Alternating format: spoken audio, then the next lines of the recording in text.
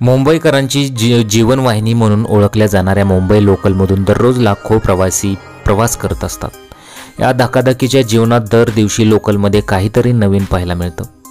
सध्या सोशल मीडियावरती एक व्हिडिओ प्रचंड प्रमाणात व्हायरल झालेला आहे। या व्हायरल झालेल्या व्हिडिओमध्ये असं सांगितलं जात आहे की मुंबईतील एका ट्रेनमध्ये ऑटोमॅटिक दरवाजा बसवण्यात आला, परंतु ऑटोमॅटिक दरवाजा बसवल्यानंतर त्याचा परिणाम काय झाला ते तुम्ही व्हिडिओमध्ये पाहू शकता। नक्की ही घटना काय आहे आणि हा व्हायरल व्हिडिओ नक्की काय आहे ते पाहूयात।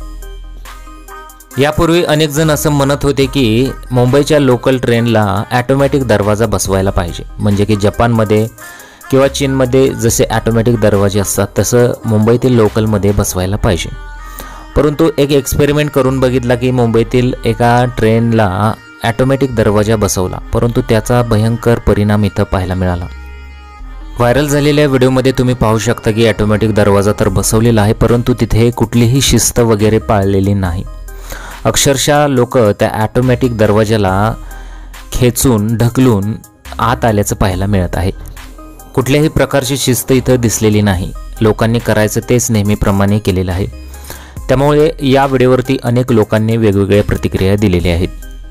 तर काहींचं मत इथं असं येत आहे की एवढी गर्दी असल्यावर असंच होणार, तर काहींनी असं म्हटलेलं आहे की लोकांनी शिस्त पाळायला हवी, तर काहींचं मत इथं असं आलेलं आहे की शेवटी व्हिडिओमध्ये काय झालं, ऑटोमॅटिक दरवाजा बंद झाला की नाही। तर सध्या सोशल मीडियावरती हा व्हिडिओ प्रचंड व्हायरल होत आहे।